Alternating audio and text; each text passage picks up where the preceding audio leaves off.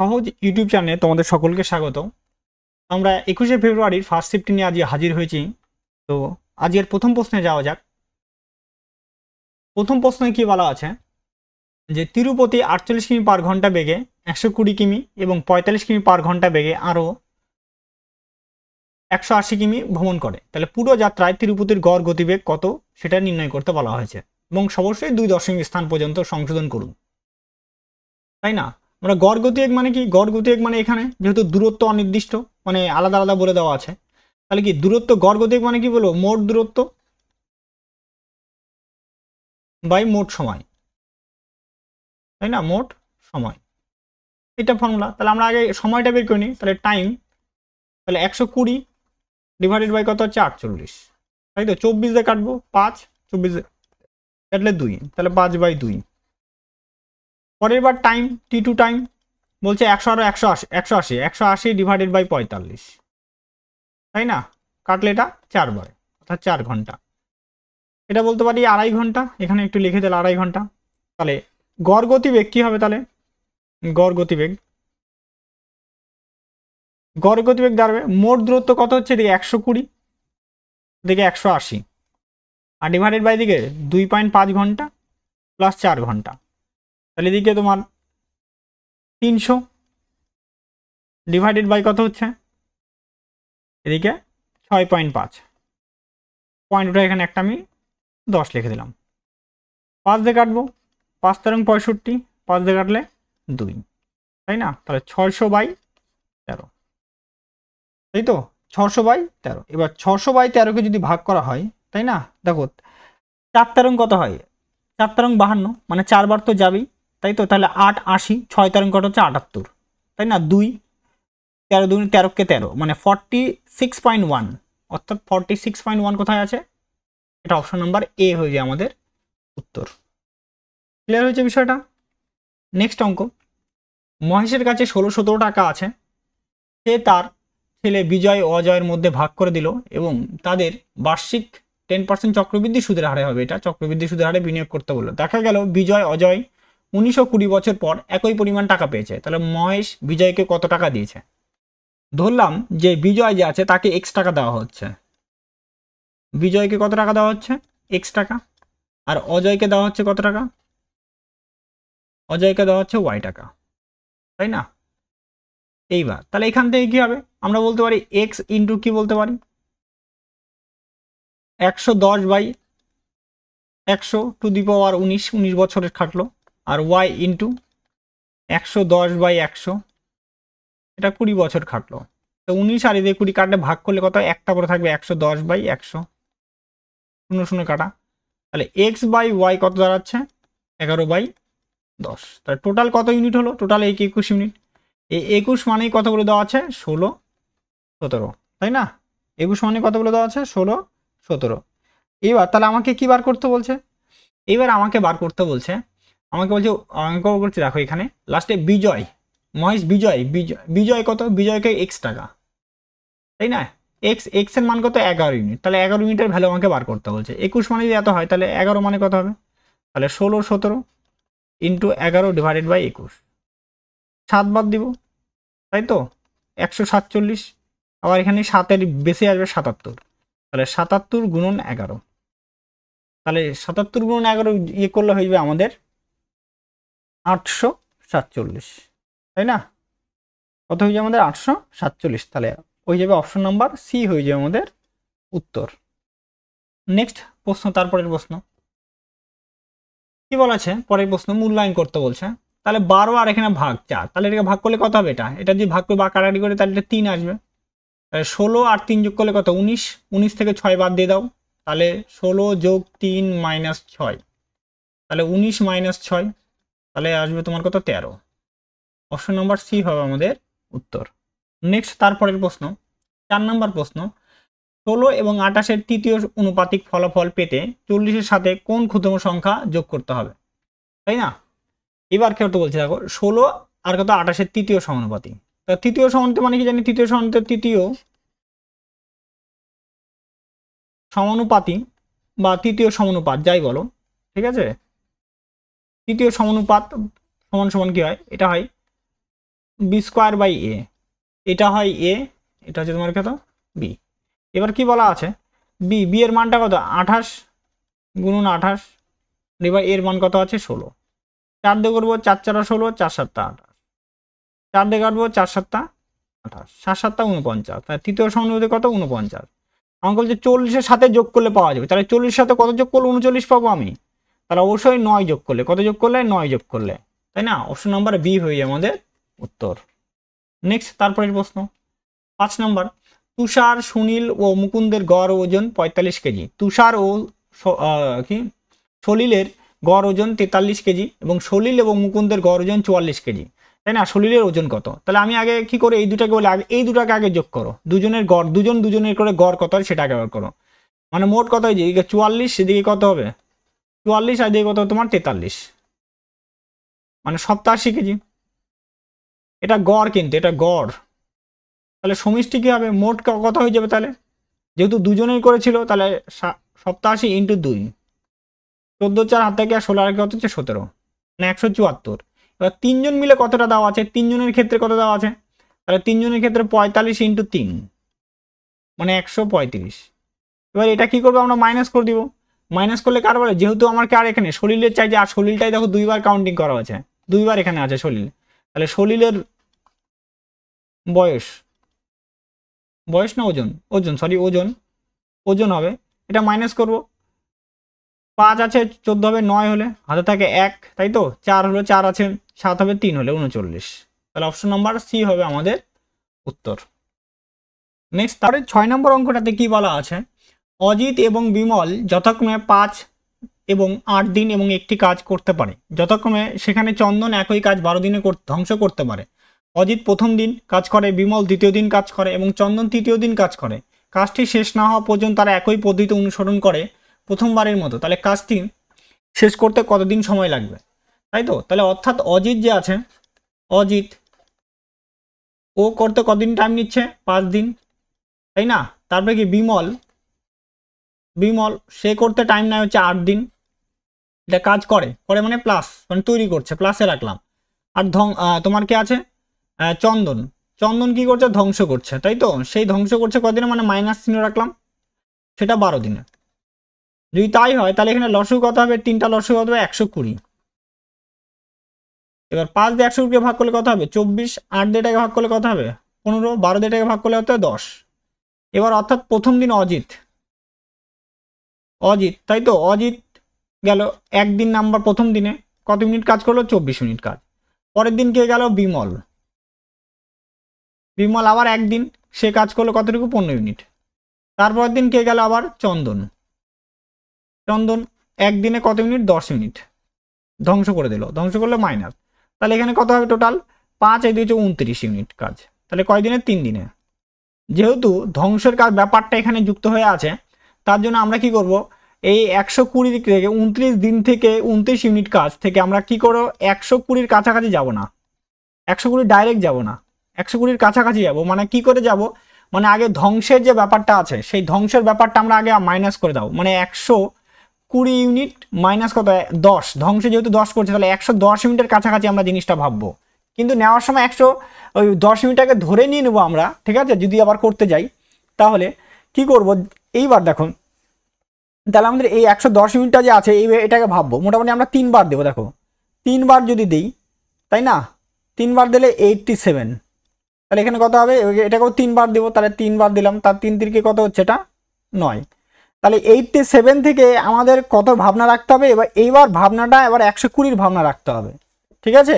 87 থেকে 120-র ভাবনা হলে কত, আমাদের এখনো কত এক্সট্রা করে কাজ পড়ে আছে, 33 ইউনিট কাজ পড়ে আছে। কিন্তু 33 ইউনিটের কাজের মধ্যে কি হবে, এইবার তো 33 ইউনিটের কাজের মধ্যে অজিত যাবে, অজিত একদিনে কত ইউনিট কাজ করে, অজিত একদিনে কত ইউনিট কাজ 24 ইউনিট কাজ করলো, তার মানে আরও একদিন এখানে যুক্ত হয়ে গেল, তাই না? এবার 24 চলে গেল, থাকলো কত, মানে 33-এর মধ্যে 24 চলে গেল, থাকলো আরো 9 ইউনিট কাজ পড়ে থাকলো, কত ইউনিট কাজ পড়ে থাকলো 9 ইউনিট কাজ পড়ে থাকলো। এই যে 9 ইউনিট কাজ, এই 9 ইউনিট কাজটা কে করতে হবে, এই 9 ইউনিট কাজটা বিমল করতে হবে, তাহলে বিমলের ওই 9 ইউনিট কাজের টাইম লাগবে, বিমলের টাইম লাগবে 9 ইউনিট কাজের জন্য, 9 বাই কত আছে তোমার 15, কাটাটি করব, 3 বাই কত হচ্ছে 5, তাহলে আবার টাইম এক্সট্রা করে আরও 3 বাই কত হচ্ছে 5, টোটাল কত হলো 9 রেখে 10, 10 আর এদিকে 3/5, তাই না? তাহলে 10 পূর্ণ 3/5 হয়ে যায় আমাদের উত্তর। অপশন নাম্বার বি হবে আমাদের উত্তর। নেক্সট অঙ্ক সরল করতে বলা আছে। দেখো এবার কি বলা আছে, দেখো এইখানটাতে প্রথমে 6 থেকে 5 বাদ দিব, তাহলে কত 1, তাই না? তাহলে 8, 8 একে 8, 8 দুগুণী 16, কত হচ্ছে এটা 16, 16 16 বিয়োগ করলে কত হবে এটা 16 16 টোটালটা বিয়োগ করলে হয়ে যাচ্ছে 0, তাই না? তাহলে 0 0 গুণন বলতে পারো, 0 গুণন কি বলতে পারো, দেখো 0 0 পরে এখানে ভাগ আছে, সরি 0 ভাগ 37, তার মানে অ্যাকচুয়ালি কি হবে 0ই হবে, 0 হবে। তাহলে তাহলে বলতে পারি 79 minus 2 into third bracket 10 plus 8 into 0, তাহলে 79 মাইনাস 2 ইন্টু এটা 0 তো কোনো, এটা 0ই হবে না, তাহলে 10 দুগুণী কত হচ্ছে 20, তাহলে বিয়োগ করলে কত 79, এটা 9 5 59, তাহলে অপশন নাম্বার বি হয়ে যাবে আমাদের উত্তর। 8 নম্বর অঙ্কটি কি করতে বলা আছে, যে একটা সরল করতে বলছে 16 ভাগ 8 40/2 11/6, আর এখানে কি 8 মাইনাস 2, তাই তো? তাহলে আমরা কি কাজ আগে ধরে এইটুকুটার কাজ আগে করলাম, তাহলে 8 দিয়ে এটাকে যদি ভাগ করি তাহলে এখানে তো 2 আসবে, তাহলে 2 গুণন সেকেন্ড ব্র্যাকেট 2 দিয়ে 40কে কাটলাম, তাহলে কত হবে এটা 20 হবে।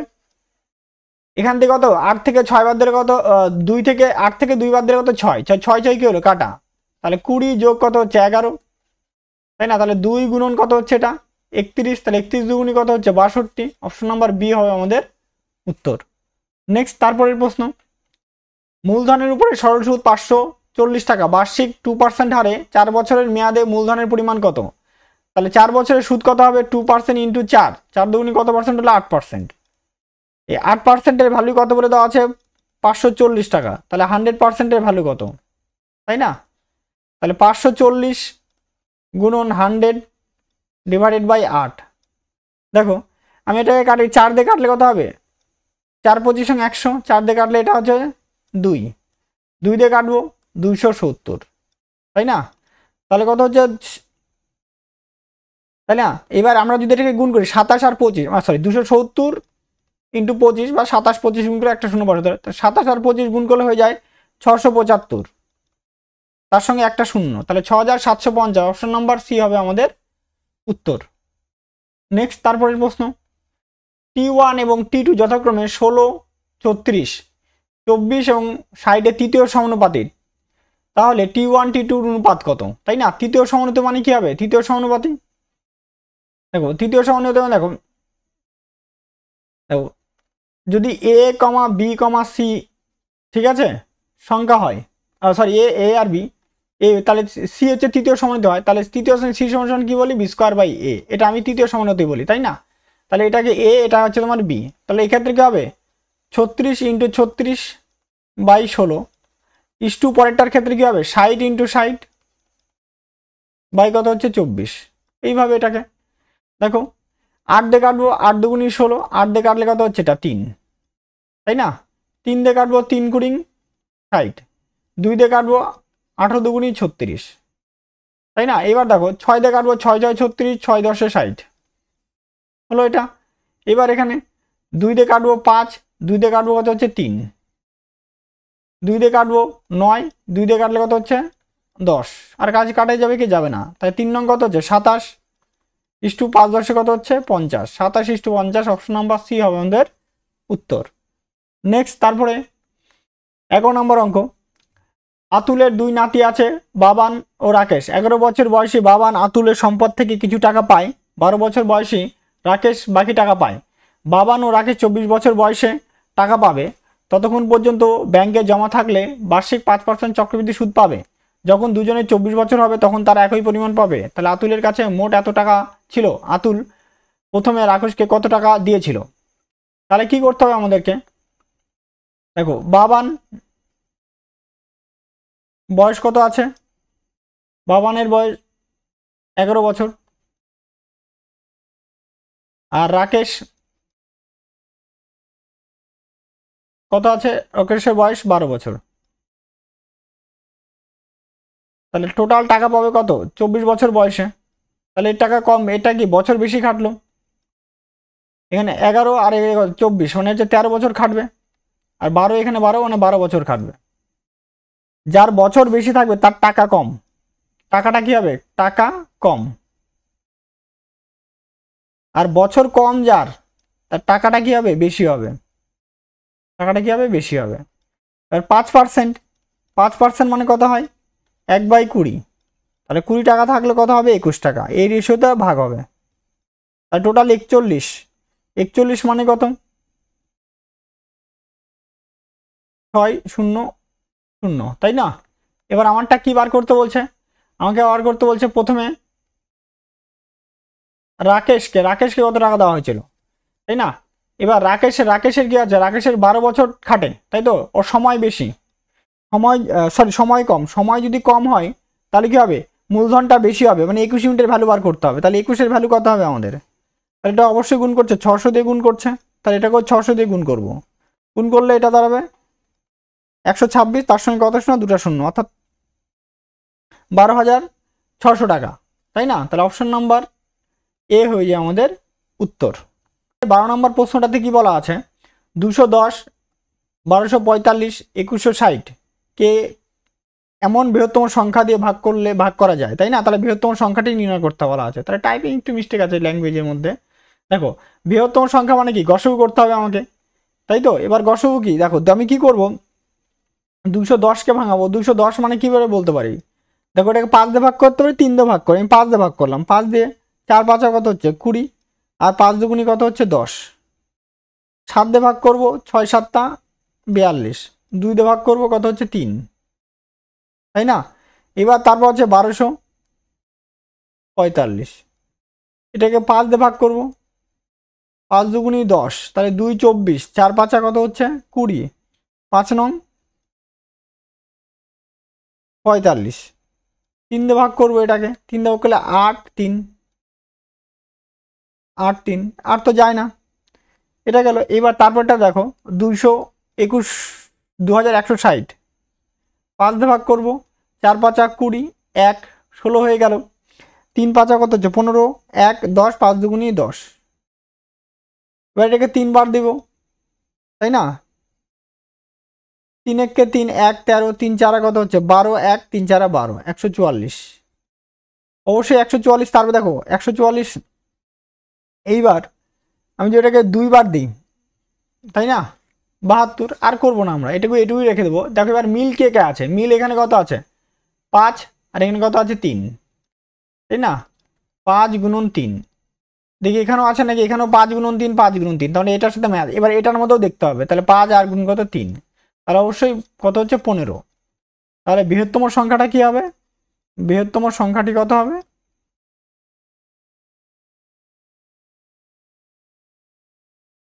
15। অপশন নাম্বার বি হবে আমাদের উত্তর। নেক্সট, তারপরের প্রশ্ন,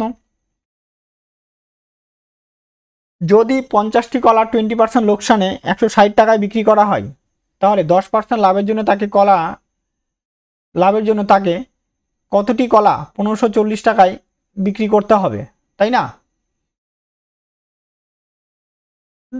এইবার 10% লাভের জন্য, তাহলে 50% লাভে যে 50টি কলা 20% লাভে 160 টাকায় বিক্রি করে, তাহলে 50টি কলার ক্রয় মূল্য কত হবে? ক্রয় মূল্য কত হবে? 160 ইন্টু কত হচ্ছে তোমার? 100 ডিভাইডেড বাই 80, 002, তাহলে কত হচ্ছে? 200 টাকা। 50টার ক্রয় মূল্য 200 টাকা, তাই না? এইবার আমাকে কি বলছে? 10% লাভ করতে হবে। 10% লাভ করতে হবে, কি হবে? 10% লাভ, 10% লাভ করতে গেলে কত? 110 বাই কত হচ্ছে? 100, 0 কাটা 0 কাটা, তাহলে কত? 220 টাকা। তাহলে 220 টাকায় পাওয়া যায় কতগুলি কলা? 220 টাকায় পাওয়া যায় 50টি কলা, তাই না? তাহলে আমাকে 1540 টাকায় পাওয়া যাবে কতগুলি কলা? 1540 টাকায় পাওয়া যাবে কত? 1550 ইন্টু 1540 ডিভাইডেড বাই 220, 0 কি হলে কাটা, এটা 22 দিয়ে কাটবো, 7 70 বারে, তাহলে কত হচ্ছে? 70 ইন্টু 5, তার মানে 350। অপশন নাম্বার ডি হয়ে যায় আমাদের উত্তর। ক্লিয়ার? নেক্সট, তারপরের প্রশ্ন, একজন অসাধু দোকানদার তার পণ্য ক্রয় মূল্যে বিক্রি করার প্রতিশ্রুতি দেয়। সে এমন একটি ওজন ব্যবহার করে যাতে ওজনে আসলে লেখা ওজনের 48% কম দেয়, তাহলে লাভের শতাংশ কত? অর্থাৎ লোকটা 100 গ্রামের দাম নেয় কিন্তু দিচ্ছে কত গ্রাম? দিচ্ছে 52 গ্রাম। কত গ্রাম বিক্রি করছে? 52 গ্রাম। 52 গ্রামের উপরে 100 গ্রামেরটা কি করে দাম নেয়, তাই না? মানে 100 গ্রাম দেওয়ার কথা কিন্তু 100 গ্রাম না দিয়ে দিচ্ছে কত গ্রাম? 48 গ্রাম কম, মানে 52 গ্রাম দিচ্ছে। কিন্তু দাম কি নিচ্ছে? দাম তো ওই 100 টাকা, 100 গ্রামের উপরে দামই নিচ্ছে না। তাহলে ওর লাভ কত হচ্ছে? 52 সাপেক্ষে লাভ কত টাকা হচ্ছে? 48 টাকা, তাই না? তাহলে 52 সাপেক্ষে লাভ কত হচ্ছে আমার? 48 টাকা। পার্সেন্টের জন্য কত হচ্ছে? 100। এইবার এটাকে দেখো 52, এটাকে 4 দিয়ে কাটবো, 4 তেরং 52, 4 দিয়ে কাটলে কত হবে? 12, তাই তো? তাহলে 1200 বাই কত আসছে? 13। দেখো আমরা এটাকে ভাগ না করে ইউনিট প্লেসের নাম্বার একটু চেক করে নিই। ইউনিট প্লেস 0, 3 একে 3, 4 আর 3 যোগ করলে 7, 7 আসবে, কোনো মতে হচ্ছে না। 3 4 কত? 12, 12 আর 8 যোগ করে কত? 20, মানে 0, এটা আসলো। এবার কত? 3 3 9, 9 আর 5 কত হচ্ছে? 14, হবে না। 3 দুগুণি কত হচ্ছে? 6, 6 আর দিয়ে কত হচ্ছে তোমার? 4, 6 আর 4 10। দেখো এই দুটো হবে অ্যান্সার, তাই না? এবার একটু ট্রাই করে নিই, এটাকে ভাগ করতেই হবে। 120। এবার এখন তাহলে 8 বার আর 9 বার দিলে কত হবে? 9 বার দিলে 9 তেরং 100, 9 বার দিলে 3 নং 27, 7 আর থেকে 2, 9 2 কত হচ্ছে? 11, 117, তাই না? 3 হচ্ছে 30। এবার 2 বার দিব, 3 দুগুণি কত হচ্ছে? 26, 4। তাহলে কত নাম্বার? 92 পূর্ণ 4/13, এটা দাঁড়াবে আমাদের ডি নাম্বার, হয়ে যাবে আমাদের উত্তর। নেক্সট, তারপরে 15 নম্বর প্রশ্নে কি বলা আছে? 20% ছাড় দেওয়ার পর 20% লাভের জন্য একটি পণ্যের কত শতাংশের উপর চিহ্নিত করা উচিত, তাই না? 20% ছাপ, তাহলে 25% কি করতে হবে? লাভ করতে হবে। তাহলে সিপি, এসপি, এমআরপি। তাহলে আমাকে সিপি যদি 100 টাকা হয় তাহলে 25% লাভ কামাতে হবে। 25% লাভ কামানোর জন্য দাম রাখতে হবে কত হবে? 125। তার মধ্যে এটা 20% ডিসকাউন্ট, মানে এটা 80%-এর ভ্যালু। তার মানে এখান থেকে যেতে গেলে কি করতে হবে? 125 ইন্টু 100, 100 বাই কত হবে? এটা 80। 0 0 কাটা, 2 দিয়ে কাটবো, 2 দিয়ে কাটলে কত হবে? 2 দিয়ে কাটলে 5, 2 দিয়ে কাটলে 4। তাহলে এইবার দেখো আমরা যদি এটাকে 4 দিই তাহলে এটা 625, তাহলে এখানে কত হবে? 500, 4 দিয়ে মাল্টিপ্লাই করে দিলাম, আর এখানে কত হচ্ছে? 400। তাহলে 400 থেকে কত? 400 থেকে কি বলছে আমাকে? ক্রয় মূল্যের উপরে কত শতাংশ চিহ্নিত করা উচিত? ক্রয় মূল্যের উপরে, ক্রয় মূল্য 400, 400-র উপরে রাখা হচ্ছে কত? 625, মানে 225, 400-র উপরে রাখা হচ্ছে কত বেশি রাখা হচ্ছে? 225। পার্সেন্টের জন্য কত হবে? 100। 0 0 কাটা, 0 0 কাটা, তাই তো? এবার 225-কে যদি আমরা কত দিয়ে ভাগ করি? 4 দিয়ে ভাগ করে দিই, একটু দেখাই দিই। 4 4 5 20, তাই তো? 2 25, 4 6 কত হচ্ছে? 4 6 24, মানে 1 মানে হচ্ছে 0.25, মানে 56.25 কোথায় আছে? অপশন নাম্বার ডি হয়ে যাবে আমাদের উত্তর, তাই না? নেক্সট অঙ্ক।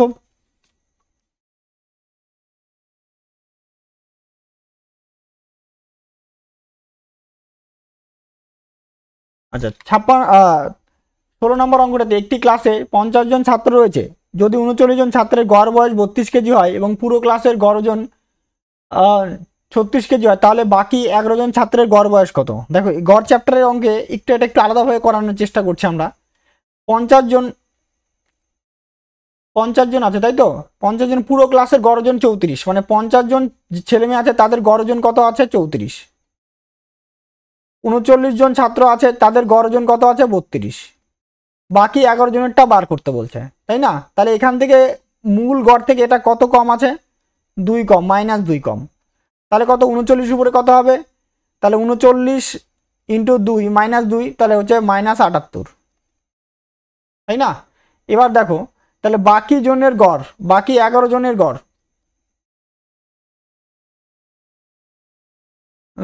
দেখো কি করে করব? প্রথমে গড় আগে কত ছিল? 34।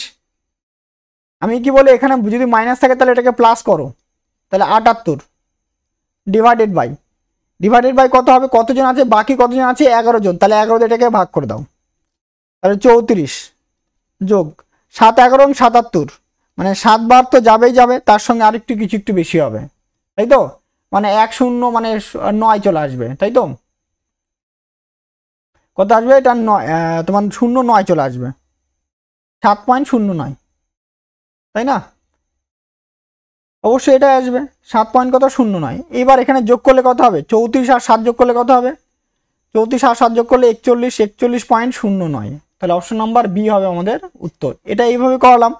গড় চ্যাপ্টারের অঙ্কে আমি এইভাবে করে অঙ্কিত ভাটি স্যারের যে বইটি রয়েছে গড়ে এখানে একটু দেখাইছি, এইভাবে করলে তাড়াতাড়ি হবে। আর যদি এইভাবে না করি, তাহলে যদি অন্যভাবে বার করি, তাহলে আমাদের একটু খাটনি করতে হবে। কীরকম খাটনি? 50 ইন্টু কত করতে হবে? 34, এটা আগে বার করতে হবে। 50 ইন্টু যদি 34 করা হয়, তাই না, দাঁড়াবে 1700। কত দাঁড়াবে? 1700। এবার তারপরে বাকি কতগুলো সংখ্যা? 32টা সংখ্যা, 39টা সংখ্যা। 39 ইন্টু কত করে হয়? 32, তাই না? তাহলে 39 ইন্টু যদি 32 করা হয়, তাহলে দাঁড়াবে এটা 1248। তাহলে আমাকে কি করতে হবে? মাইনাস করতে হবে 1700 থেকে, এটা মাইনাস করে দিতে হবে। তাহলে দাঁড়াবে 452। 452, তাহলে 452 ডিভাইডেড বাই কত হবে? 11। যদি করি দাঁড়াবে আমাদের 41.09। কত দাঁড়াবে এটা? 41.09। এইভাবে আমরা করতে পারি, ঠিক আছে। নেক্সট তারপরের প্রশ্ন 17 নাম্বার। বানু ভ্রমণ করে শহর এ থেকে বিতে, যদি সে তার স্বাভাবিক গতির 1/4 অংশ নিয়ে গেলে বি শহরে পৌঁছতে 51 মিনিট দেরি করে, তাহলে স্বাভাবিক গতিতে গেলে এ থেকে যেতে বিতে যেতে কত সময় লাগবে? তাহলে স্পিড কত আছে? স্পিড আছে আগে 3 ছিল, আগে 4 ছিল, হয়ে গেছে কত? 1। তাহলে টাইমটা তার উল্টাটা হবে, যেহেতু দূরত্ব নির্দিষ্ট, তাহলে 1:4। পার্থক্য কত হচ্ছে? 3। তাহলে 3 মানে কতর কথা বলা আছে? 3 মানেই 51 কথা বলা আছে। আমাকে বলছে স্বাভাবিক সময় 1, একের ভ্যালু কত? তাহলে একের ভ্যালু কত হবে? অবশ্যই 17 হয়ে যাবে। তাহলে স্বাভাবিক সময় কতটা হচ্ছে? 17 মিনিট। নেক্সট তারপরে 18 নম্বর অঙ্ক। পেট্রোলের দাম প্রতি লিটার 50% বৃদ্ধি পায়, তার ব্যবহার কত শতাংশ কমানো উচিত? এবং যার ব্যয় মাত্র 32 টাকা বৃদ্ধি পায়, অর্থাৎ 100 টাকায় করার কথা, 100 টাকা জিনিসটা কত হয়ে গেছে? 150 টাকা হয়ে গেছে, কারণ 50% কি বৃদ্ধি পাচ্ছে। এবার ব্যয়টাও আমাকে বাড়াতে বলছে। ব্যয় আগে 100 টাকার জায়গায় সেখানে কত করছে? 32 টাকা করছে, মানে 32% করছে, মানে 132 করলাম। কিন্তু আমার করার কথা কতটা? 150, তাই না? তাহলে পরিমাণটা কত? 150-এর জায়গায় নিচ্ছে কত? 132 নিচ্ছে আমি, তাই না? এবার তাহলে এই দুটোর মধ্যে 150 থেকে এখানে 32 কত কমে গেল? তাহলে তাই তো, তাহলে 18 কমে গেল, তাই না? তাহলে 150-এর উপরে কত কমলো? 150-এর উপরে 18%-এর জন্য কত হচ্ছে? 100। কাটবে এটা 50 দিয়ে কাটলে কত হচ্ছে? 3। 50 দিয়ে কাটলে এটা হচ্ছে 2। 3 দিয়ে এটাকে কাটবো, 3 6 18। তাহলে 6 দুগুণি কত পার্সেন্ট? 12%। তাহলে কত পার্সেন্ট ব্যবহার কমাতে হবে? 12% আমাদের ব্যবহার কমাতে হবে। নম্বর প্রশ্নটিতে কি বলা আছে? একটি ত্রিভুজের ক্ষেত্রফল এত, তার উচ্চতার ভিত্তির, এটা ভিত্তি না, এটা ভূমি আর উচ্চতা হবে, ঠিক আছে। ভূমি আর উচ্চতার অনুপাত কত দেওয়া আছে? 5:4। তাহলে ভিত্তির মানে ভূমির দৈর্ঘ্য কত আমাদের বের করতে বলা আছে, যদি ভিত্তিটাকে ভূমি ধরে নিই, তাই না? তাহলে আমরা কি জানি ত্রিভুজের ক্ষেত্রফল হাফ ইন্টু ভূমি ইন্টু উচ্চতা। ভূমি ইন্টু উচ্চতা, এটা ত্রিভুজের ক্ষেত্রফল, তাই না? এইভাবে লিখলাম আমি এটাকে।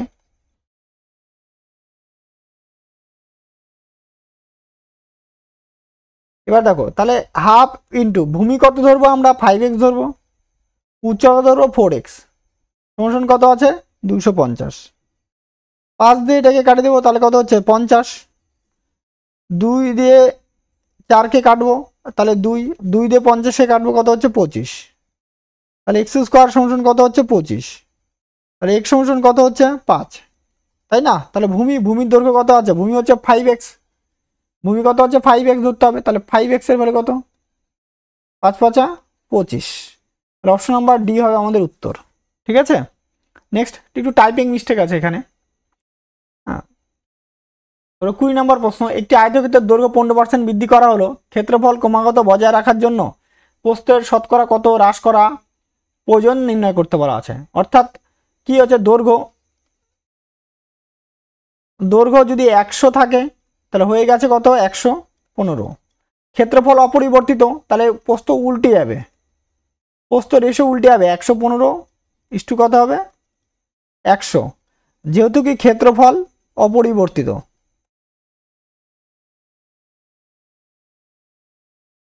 ক্ষেত্রফল অপরিবর্তিত, তাই না? তাহলে এটা কাটাটি করে, এটা 23 এটা কাটালি করলে হচ্ছে 20, তাহলে 20-র উপরে কত কমাতে হচ্ছে 23-এর উপরে 3 কমাতে হচ্ছে, তাহলে 23-এর উপরে 3 কম, পার্সেন্টের জন্য কত হচ্ছে 100, তাহলে 300/23, 300/23 করা হয় তাহলে আমাদের উত্তর আসবে তোমার 80, সরি বললাম 300/23 যদি করা হয় তাহলে আমাদের উত্তর আসবে 13.04, তাহলে অপশন নাম্বার সি হয়ে যাবে আমাদের উত্তর। ঠিক আছে, আজকের মতো এখানে 21 তারিখের শিফটের প্রথম শিফট আলোচনা করা হলো, আমরা প্রায় শেষ সেট, এরপরে 25-এর শিফট, 21-এর শিফটগুলো কমপ্লিট হলে 25 শিফট পরে আছে, 25 করলেই কমপ্লিট, তারপর আমরা নতুন কোনো প্রিভিয়াস ইয়ার চেষ্টা করব। এবং তার সঙ্গে সঙ্গে অঙ্কিত ভাটি স্যারের যে বইটি রয়েছে, ঠিক আছে, অঙ্কিত স্যারের যে বইটি রয়েছে সেই বইটির সলিউশন আমরা করাচ্ছি। তো আমাদের সঙ্গে থাকো এবং যাদের ভালো লাগে অবশ্যই লাইক শেয়ার কমেন্ট করো। তো আজকের মতো এখানেই, জয় হিন্দ, ধন্যবাদ সবাইকে।